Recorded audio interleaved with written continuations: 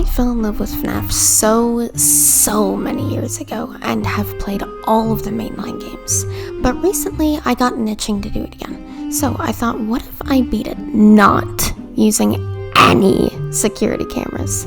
Since Five Nights at Freddy's is mainly made up of security camera system, this would obviously take away my ability to know what animatronic is there and how frequently they appear. By the end of the day, I'd have to rely on audio cues I got drilled in my head over the years, and simply do nothing in my office. Just like Mike from the movie in Five Nights at Freddy's 1, the simply little, lazy, cute, tiny man.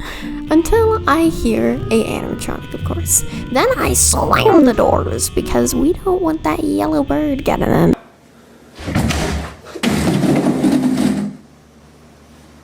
As far as night 1 went, it was pretty smooth sailing, because usually nothing bad happened. It's almost impossible to get jump scared by Foxy in the first night. And yet, here we are. You know, he wouldn't know if I was looking at him if he looked like this. I wonder how we could arrange that. Unfortunately, I was not able to hammer at his eyes, but I was able to get past the night.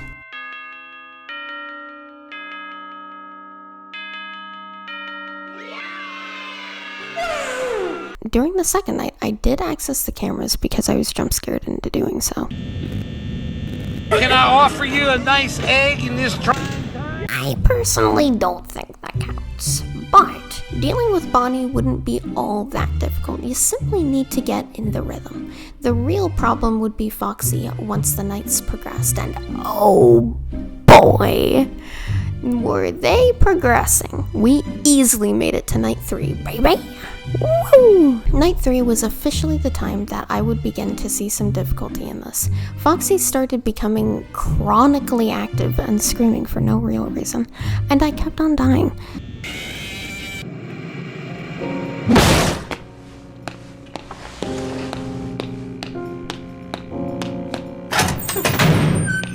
So I thought that it would be nice to listen to John FNAF while I played at least. But YouTube's window mode wasn't working with a classic FNAF because of how old it was. Try one last thing. Actually play the game. John FNAF was right. I needed to stop watching YouTube and play the video game. And once I did that, I got to 5 a.m. and lost.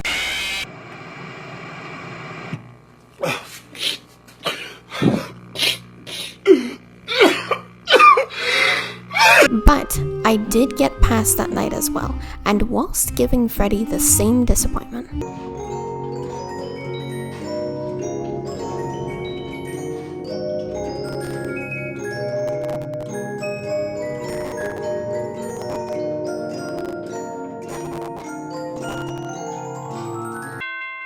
How does it feel, Freddy? Does it sting of Legos being violently thrown at you because mentally you did that to me?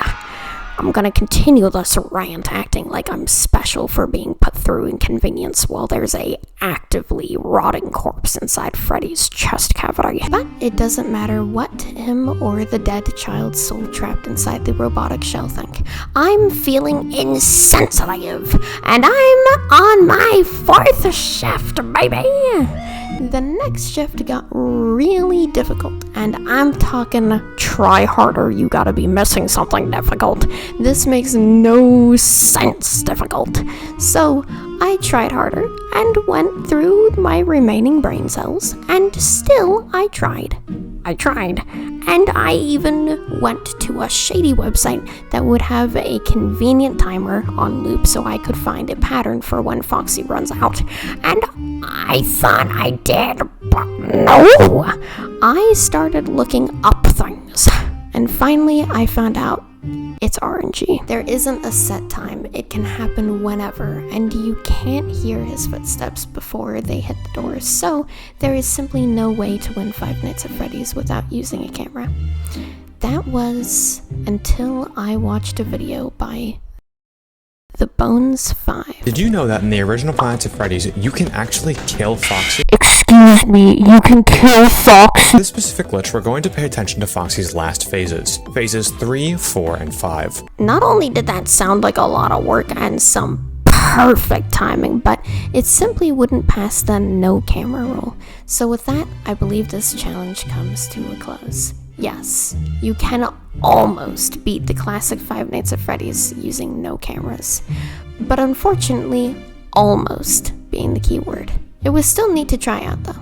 So with all that said, there's not much else to say, so I'm going to leave this video here. So take care of yourselves, have a decent day, and stay determined out of the way.